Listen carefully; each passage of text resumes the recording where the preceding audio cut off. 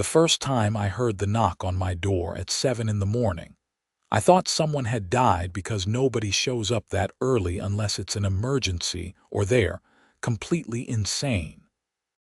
I stumbled out of bed in my boxer shorts and a t-shirt, my hair sticking up in every direction, and opened the door to find a woman in her mid-40s standing on my porch with a clipboard and a scowl that could curdle milk. She wore a cream-colored blazer with shoulder pads that belonged in the 80s, and her blonde hair was styled in that aggressive bob that screamed middle management. "Good morning," she said, though her tone suggested it was anything but. "I'm Patricia Henderson, president of the Meadowbrook Hills Homeowners Association. We need to discuss your attic fan." I blinked at her, still half asleep.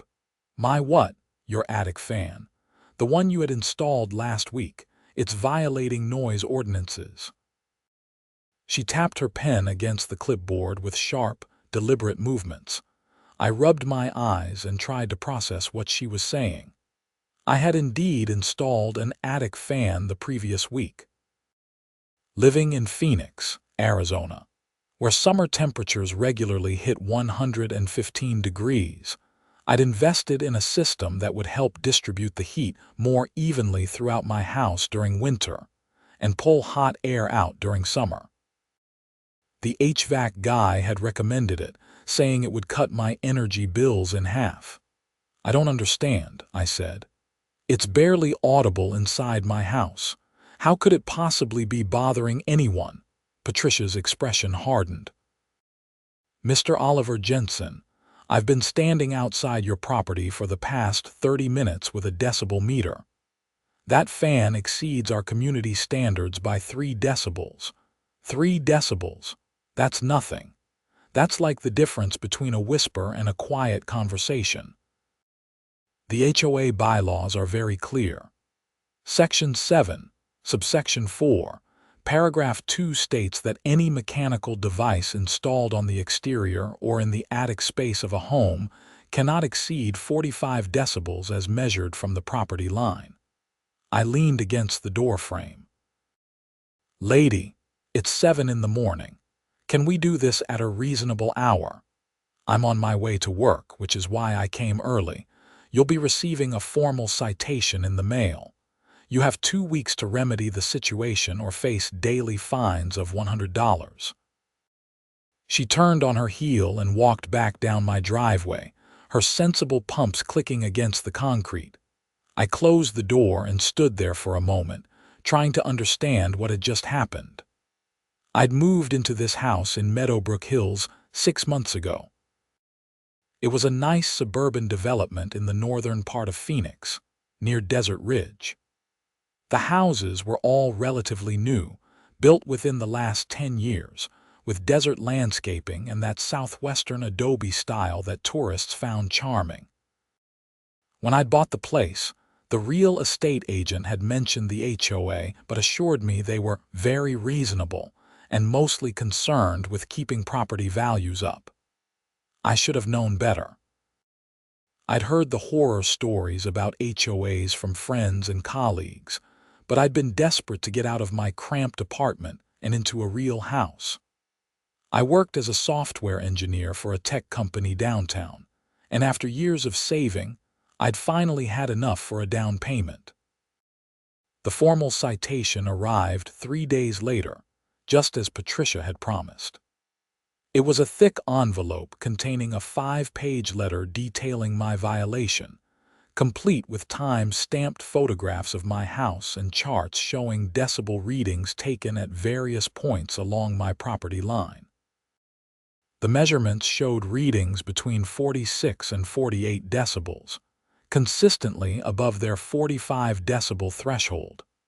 I called the HVAC company that had installed the fan. The technician, a guy named Marcus who'd been friendly during the installation, sighed when I explained the situation. "Man, I'm sorry," he said. "We've been running into this more and more with HOAs. The thing is, your fan is well within normal operating parameters. 48 decibels is quieter than a normal conversation. It's about as loud as a refrigerator running. So what can I do?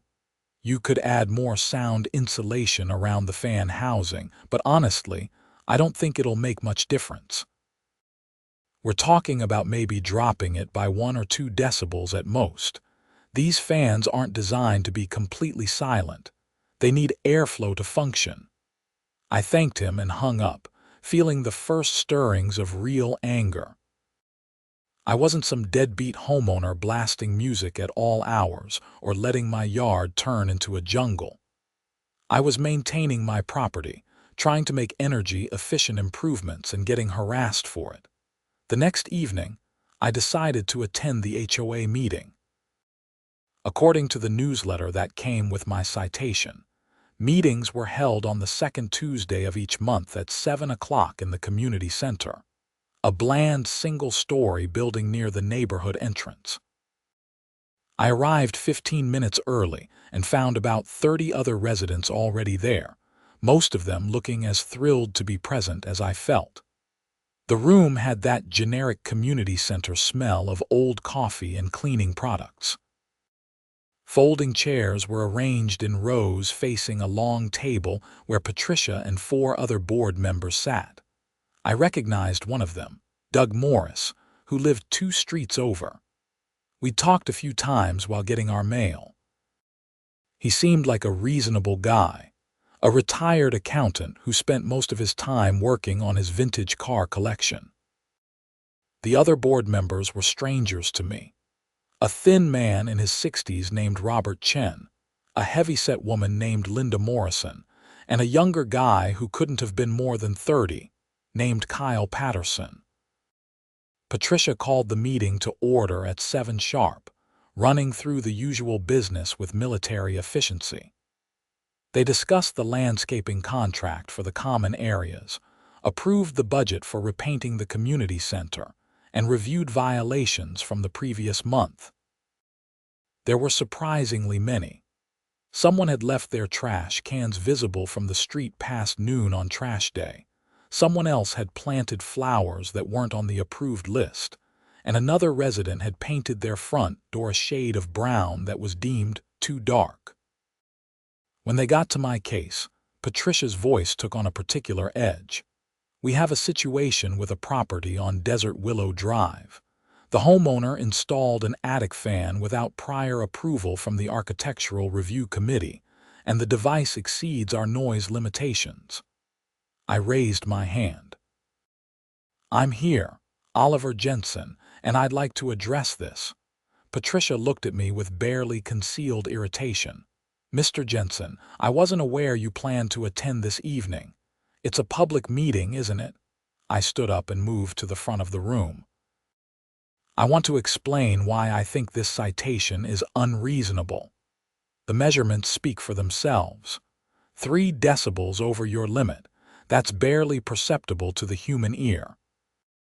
My fan is quieter than most air conditioning units, quieter than traffic noise, quieter than people talking in their backyards. I installed it to improve my home's energy efficiency, which I thought the HOA would support. Linda Morrison shuffled some papers. Did you submit an architectural review request before installation? No, because it's in my attic. It's not visible from the street. The HOA guidelines say architectural review is only required for exterior modifications that change the appearance of the home. Patricia cut in. The guidelines also state that any installation affecting the exterior envelope of the home requires approval. Your fan vents through the roof, does it not? The vent is the same color as my roof tiles. You can't see it unless you're specifically looking for it. That's not the point. The point is that you failed to follow proper procedure, and the result is a noise violation that's affecting your neighbors. Which neighbors? Has anyone actually complained? Patricia's jaw tightened. I've received complaints. From who? That's confidential, convenient. Doug Morris cleared his throat. Now, let's keep this civil. Oliver, I understand your frustration, but we do have rules for a reason. maybe we could work out a compromise here. What if you added some sound dampening and we took another measurement? I've already looked into that. The HVAC company says I might get it down by a decibel or two at best. These fans can't operate silently. They need airflow. Patricia stood up, placing both hands on the table. Then you'll need to remove the fan or face daily fines until you come into compliance. This isn't negotiable. The room had gone quiet. I looked around at the other residents, seeing a mix of sympathy and fear on their faces. Nobody wanted to be on the HOA's bad side. "This is ridiculous," I said. "You're asking me to remove a legal, properly installed piece of equipment that's improving my home's efficiency because it's 3 decibels over an arbitrary threshold. Do you know how much I paid for this installation? $4,000. That's not the HOA's concern. You have 2 weeks. Patricia sat back down and made a note on her papers. Next item on the agenda. I walked out of that meeting knowing I was in for a fight. The 2-week deadline came and went. I didn't remove the fan or add additional sound dampening because I'd researched the costs and realized it would be throwing good money after bad with no guarantee of success. Instead, I consulted with a lawyer who specialized in HOA disputes. Her name was Zara Thompson, and her office was in downtown Phoenix, in one of those glass towers that reflected the brutal Arizona sun. She was in her late 30s, sharp-eyed and professional, with dark hair pulled back in a ponytail. "Tell me everything," she said, and I did. When I finished, she leaned back in her chair and tapped her pen against her lips. "Okay, so we've got a few angles here. First, the HOA's noise ordinance might not be enforceable. 45 decibels is unusually strict. Most municipal codes set residential noise limits at 55 to 65 decibels during daytime hours. Second, if no neighbors have actually complained, and Patricia is the sole source of these complaints, we could argue selective enforcement. Can they really fine me $100 a day? They can try. Whether it'll hold up is another matter, but here's what's going to happen. They'll start sending you fine notices. After 60 days of non-payment, they can put a lien on your house. If that lien goes unpaid, they can eventually foreclose. My stomach dropped. They can take my house. It's rare, but yes, HOAs have a surprising amount of power in Arizona. She pulled out a folder and started making notes. Here's what I recommend.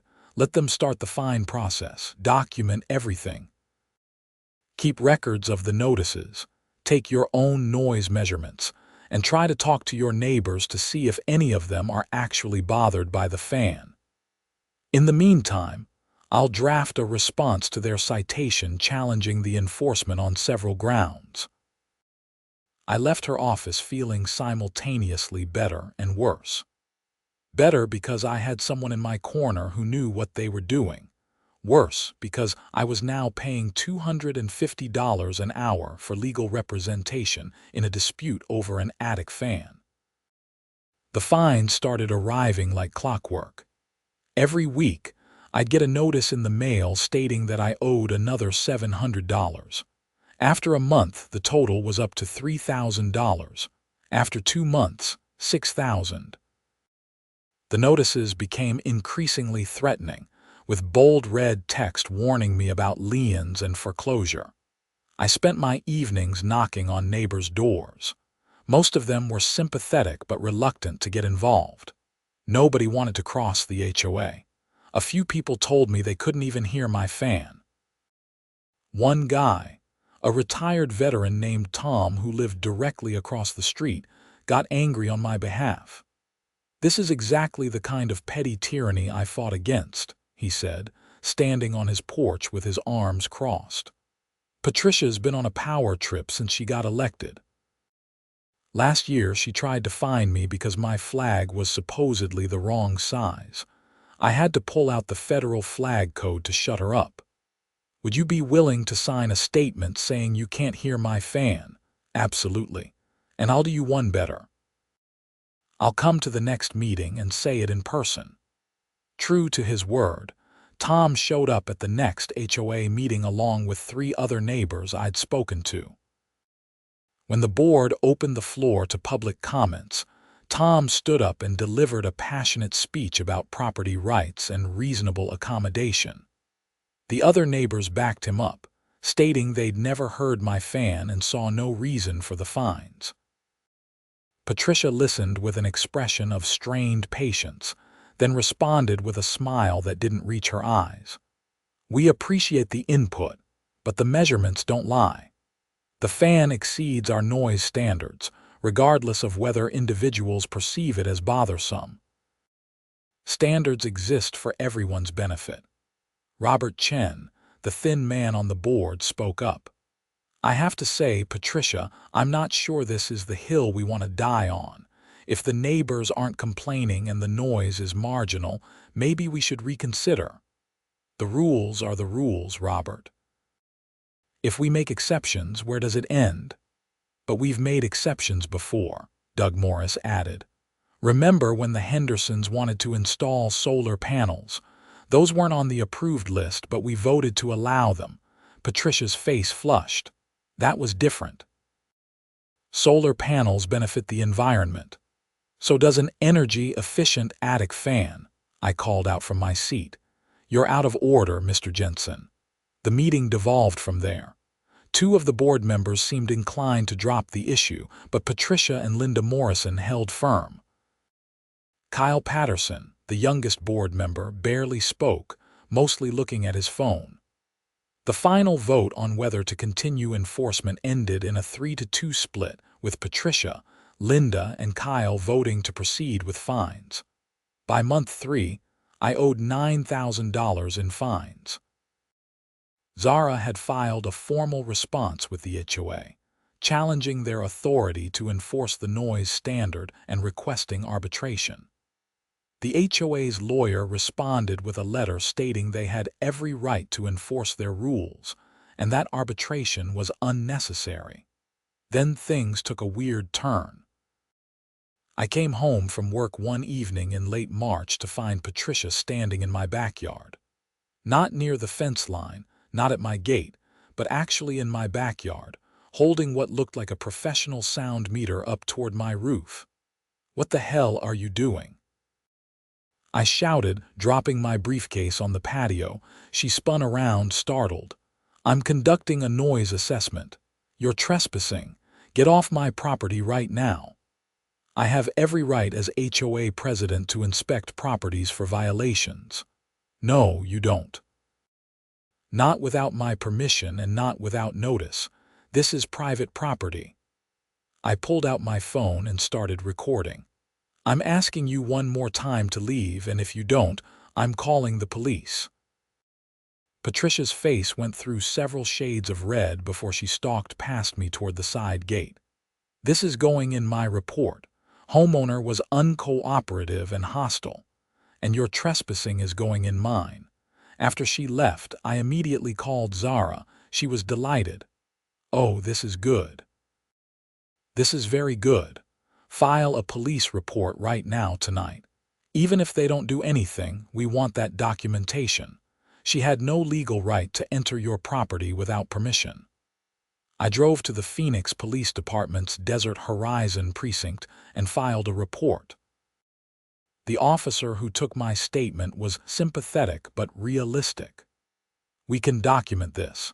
And technically, it is trespassing, but realistically, we're not going to arrest an HOA president for checking noise levels. What I can do is have an officer visit her and explain that she can't do that again. That's fine. I just want it on record. The officer did visit Patricia, I learned later, because she sent me a furious email the next day accusing me of harassment and threatening additional fines for creating a hostile environment within the community. Zara's response was swift and professional. She sent a letter to the HOA's lawyer outlining Patricia's trespassing. the questionable enforcement of the noise ordinance, the lack of actual neighbor complaints, and the excessive fines.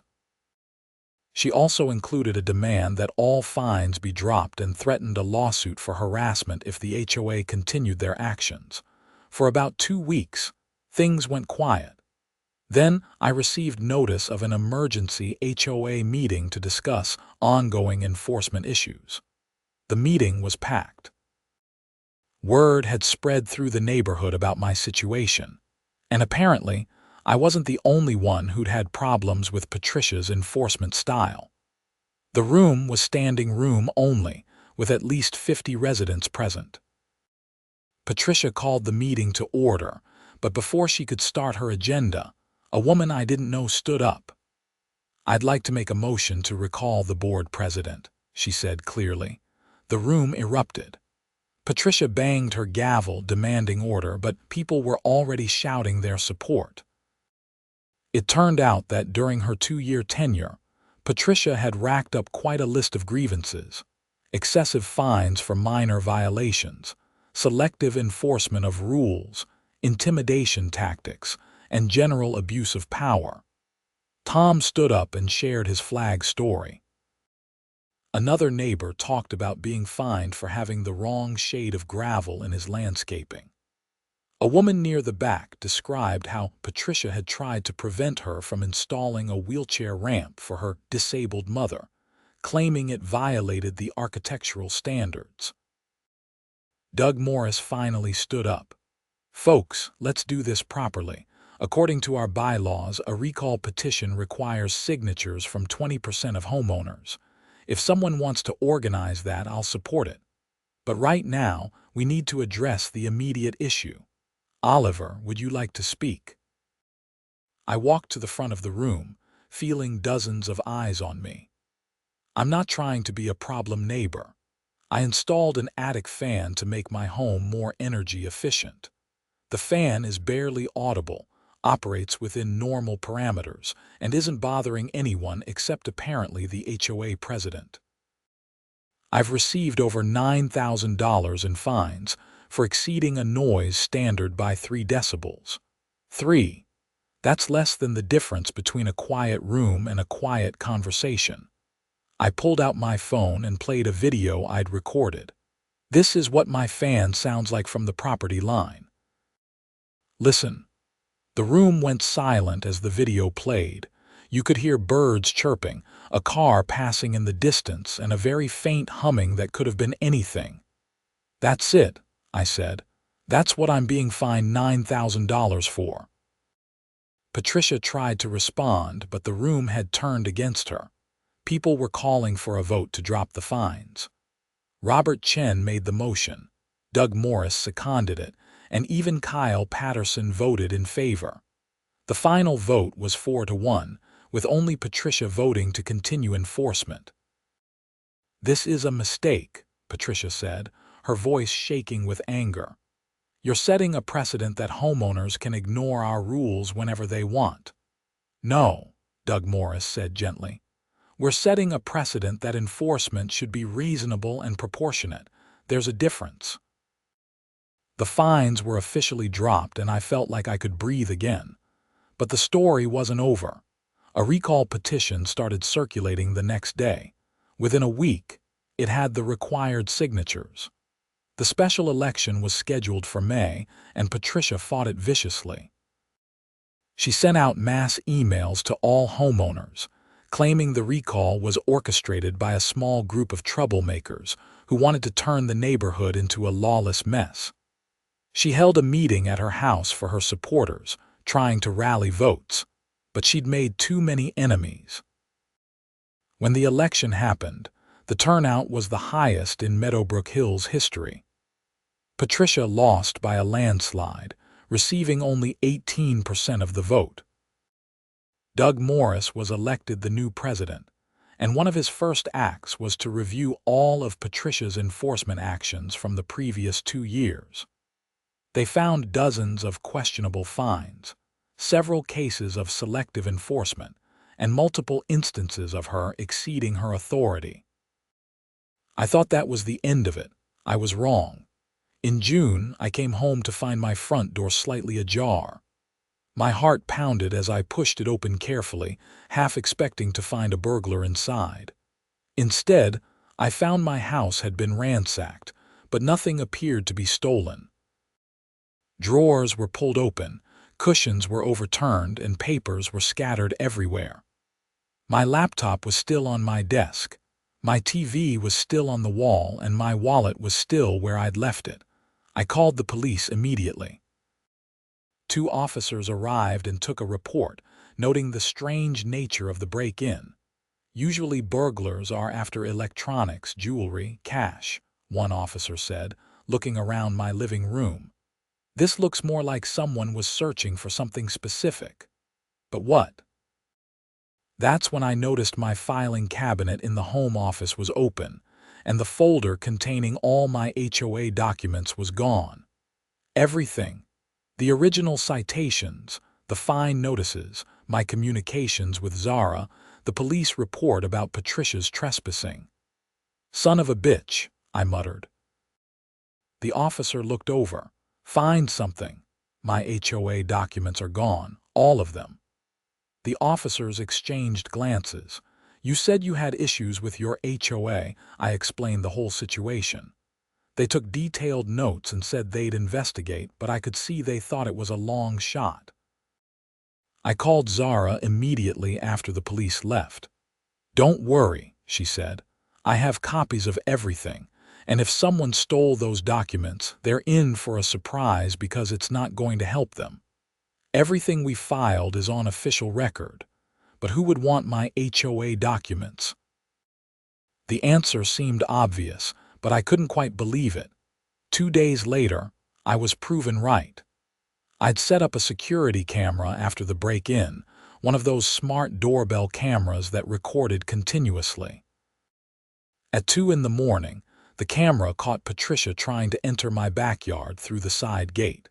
She was wearing dark clothing and kept looking around nervously. The camera's motion alert woke me up. I watched on my phone as she jimmied the gate latch and slipped into my backyard. I called the police immediately, then I went to my back door and turned on every light I had. Patricia froze in my backyard like a deer in headlights. "What are you doing?"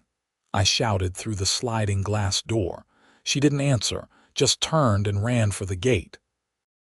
But the police were already pulling up out front, having been in the area. 2 officers caught her before she could get to her car. The arrest was surreal. Patricia, still in her dark clothing, was handcuffed and placed in the back of a police cruiser while officers questioned both of us. I showed them the security footage, which clearly showed her entering my property without permission. "She broke into my house earlier this week," I said. "Stole my HOA documents." "That's not true," Patricia protested from the police car. "He's making that up because he wants revenge for the fines." "Then why are you in his backyard at 2 in the morning?" She didn't have a good answer for that. The officers arrested her for trespassing and took her to the station. I found out later that when they searched her car, they found a crowbar and a flashlight, along with a notebook containing what appeared to be a list of homeowners she considered problems. The break-in at my house took longer to prove, but when the police obtained a warrant to search Patricia's house, they found my stolen documents in her garage, stuffed in a box with other files she'd apparently taken from the HOA's official records. That's when the case got serious. What had started as trespassing became burglary, theft, and abuse of her position. The local news picked up the story because it was too bizarre not to cover. HOA president arrested for breaking into homeowner's house. Patricia hired a lawyer and tried to fight the charges, but the evidence was overwhelming. The security footage, the stolen documents in her possession, and her own notebook full of incriminating notes about targeting specific homeowners made conviction almost certain. In August, she pleaded guilty to burglary and trespassing as part of a plea deal. The judge sentenced her to 2 years of probation, ordered her to pay restitution, and mandated anger management classes. The judge also issued a permanent restraining order preventing her from coming within 500 feet of my property. The HOA held another emergency meeting to deal with the fallout. Doug Morris, as the new president, addressed the packed room with a grim expression. "I want to apologize to everyone who was affected by Patricia's actions," he said. "The board has been reviewing all enforcement decisions from the past 2 years, and we're prepared to refund fines in several cases where enforcement was excessive or improper. We're also revising our bylaws to add checks and balances so no single board member can abuse their authority like this again." He looked directly at me. "Oliver, on behalf of the HOA, I want to apologize personally. What happened to you was wrong, and it should never have escalated this far." I nodded, accepting his apology. "I appreciate that. I never wanted to be at war with my HOA. I just wanted to install an attic fan." The room laughed, breaking some of the tension. The new board implemented several reforms. They raised the noise threshold to 55 decibels, bringing it in line with municipal standards. They created an appeals process for violations so homeowners could challenge citations without having to hire lawyers. They also established term limits for board members and required all enforcement actions to be approved by at least 3 board members instead of allowing the president to act unilaterally. Tom volunteered to join the board, and I was glad to have him there. He brought a common-sense approach to enforcement that had been sorely lacking. As for me, I kept my attic fan. It runs quietly and efficiently, distributing heat in the winter and reducing my cooling costs in the summer. My energy bills dropped by 40%, just as the HVAC guy had promised. Sometimes, late at night, I can hear that gentle hum from my bedroom, and instead of being annoyed, I find it comforting. It reminds me that I stood up for what was right, even when it would have been easier to back down. The legal bills from Zara cost me $8,000, but she helped me file a small claims case against Patricia for my legal expenses and the cost of the security system I'd had to install. The judge awarded me the full amount, which Patricia was required to pay as part of her restitution. One afternoon in October, about 6 months after everything had been resolved, I was working in my garage when a car pulled up. A woman got out, probably in her early 30s, with a professional demeanor and a friendly smile. "Are you Oliver Jensen?" she asked. "That's me. I'm with the Arizona Homeowners Rights Coalition. We're a nonprofit that helps people dealing with HOA disputes. I read about your case in the news and I wanted to talk to you about it, if you have time." We sat on my front porch, and I told her the whole story from beginning to end. She took notes and asked thoughtful questions. "Your case is a perfect example of why we need HOA reform in Arizona," she said when I finished. "You did everything right. You documented everything, you hired a lawyer, you stood your ground, but most people can't afford to do that. They can't risk their homes or pay thousands in legal fees over a dispute with their HOA, so they just comply, even when the enforcement is unreasonable. What can be done about it? We're working on state legislation to limit HOA powers, create oversight mechanisms, and establish more robust homeowner protections. Would you be willing to testify if we get a hearing?" "Absolutely," she smiled. "Good, because your story matters. It shows what can happen when HOAs have too much power and too little accountability." Over the following months, I became involved with the coalition, sharing my experience at community meetings and speaking with state representatives about HOA reform. I learned I was far from alone. There were thousands of homeowners across Arizona dealing with similar issues: excessive fines, arbitrary rules, and board members who treated their positions like personal fiefdoms. By the end of the year, a reform bill had been drafted and was making its way through the state legislature. It included provisions requiring arbitration before HOAs could place liens, limiting daily fines to reasonable amounts, mandating transparent enforcement processes, and creating an oversight board for HOA disputes. I attended the hearing in the Arizona State Capitol building in Phoenix, a beautiful old structure with copper-domed rotunda. When it was my turn to speak, I walked up to the microphone and looked out at the assembled legislators. "My name is Oliver Jensen, and I almost lost my home because my attic fan was 3 decibels too loud," I began. I told them my story, keeping it brief but hitting all the key points. I talked about the excessive fines, Patricia's abuse of power, the break-in, and the eventual arrest. I explained how lucky I'd been to have the resources to fight back and how many homeowners weren't that fortunate. HOAs serve a purpose, I concluded. They maintain common areas, enforce basic standards, and protect property values. But without proper oversight, they can become instruments of harassment and abuse. Nobody should have to fear losing their home over an attic fan. Thank you for considering this legislation. The bill passed both houses and was signed into law in March of the following year. It wasn't perfect, but it was a start.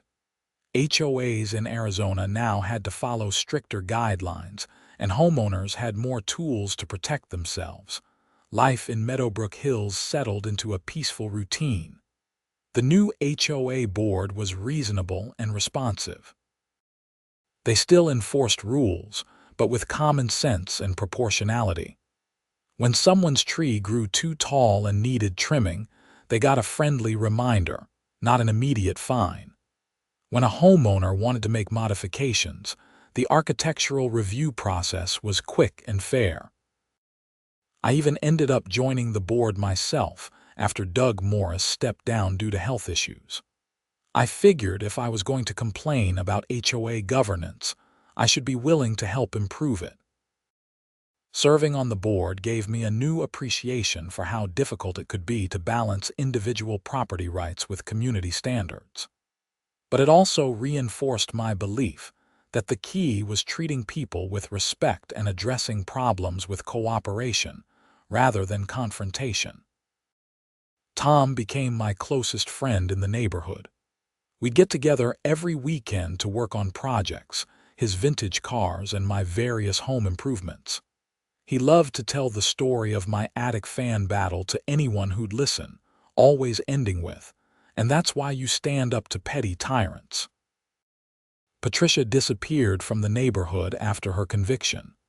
She sold her house and moved away, and nobody seemed sad to see her go. I actually felt a bit sorry for her. She'd let her position go to her head, convinced herself she was protecting the community, and ended up destroying her own life in the process.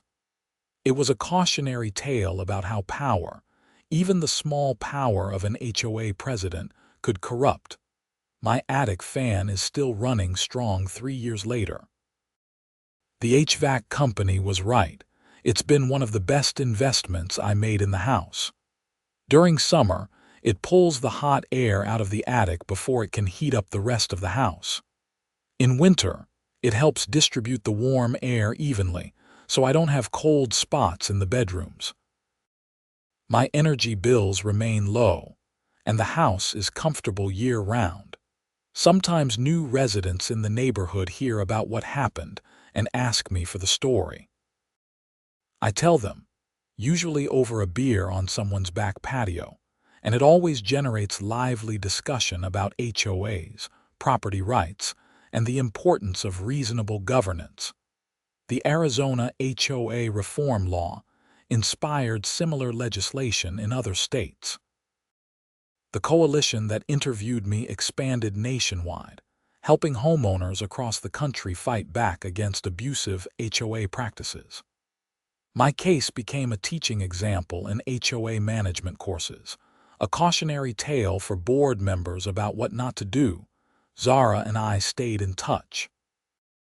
She'd occasionally send me news articles about HOA cases she was working on, and I'd provide feedback from a homeowner's perspective. She told me my case had been one of the most satisfying of her career because it had led to real systemic change. One spring evening, I was sitting in my backyard watching the sunset paint the Phoenix sky in shades of orange and pink when I heard my attic fan kick on. It was that same gentle hum, barely audible over the sound of birds and distant traffic. I smiled, thinking about how something so simple had turned into such an ordeal, but I didn't regret any of it. Standing up to the HOA had been the right thing to do, not just for me, but for every homeowner who came after. It had taught me important lessons about courage, persistence, and the value of community support. Tom and the other neighbors who'd stood with me had shown that ordinary people could push back against institutional overreach when they worked together. The legal system, for all its flaws, had ultimately worked. Patricia had faced consequences for her actions. The HOA had implemented reforms. New laws had been passed to prevent similar abuses. It hadn't been quick or easy, but justice had prevailed. As the sun dipped below the horizon and the temperature began to drop from its daytime high, I went inside my comfortable, well-cooled house. The attic fan hummed quietly above me, doing its job, causing no trouble for anyone. I made dinner, watched some TV, and went to bed in my bedroom with its perfectly distributed temperature. Everything was as it should be, quiet and peaceful, except for the barely audible sound of an attic fan 3 decibels over what used to be an arbitrary limit set by someone who'd forgotten that rules should serve people, not the other way around. And that, I thought as I drifted off to sleep, was exactly how it should be. My house, my fan, my right to live peacefully without harassment over meaningless violations. It had taken a year of stress, thousands of dollars, and more drama than anyone should have to endure over a home improvement project, but in the end, common sense had won. The Meadowbrook Hills HOA was now a model for reasonable governance, cited in articles and case studies as an example of successful reform. Other communities reached out to Doug and the board for advice on implementing similar changes. The neighborhood itself had become closer, bonded by the shared experience of standing up to abuse of power. I sometimes wondered what Patricia thought about everything that had happened, whether she'd learned anything from the experience or still believed she'd been in the right. I hoped she'd found peace somewhere, maybe in a community without an HOA where she could live without the temptation of petty power. As for me, I was content. My house was comfortable, my neighbors were friendly, and my HOA was reasonable. The attic fan continued to run efficiently, saving me money and keeping my home at the perfect temperature year-round. Every time I heard that gentle hum, I was reminded that sometimes the smallest things are worth fighting for, not because they're important in themselves, but because of what they represent. The right to live peacefully in your own home without unreasonable interference. The story of my battle with the HOA over an attic fan had become local legend, a tale told to illustrate the importance of standing up for what's right even when the fight seems disproportionate to the issue at hand. Because it had never really been about the fan. It had been about respect, fairness, and the proper use of authority, and in the end, those principles had won. The fan still hummed, I still lived in my house, and the HOA had learned an expensive lesson about the limits of their power. It was a good outcome, one that had required more effort than it should have, but had ultimately made the community better for everyone. As another Arizona summer approached, with temperatures climbing back toward the hundreds. I was grateful for that controversial attic fan. It would keep my house cool, my energy bills manageable, and my comfort level high. And it would do so within 3 decibels of the old arbitrary limit, now a relic of a more unreasonable time. Life was good in Meadowbrook Hills, and my attic fan played its small but significant role in keeping it that way.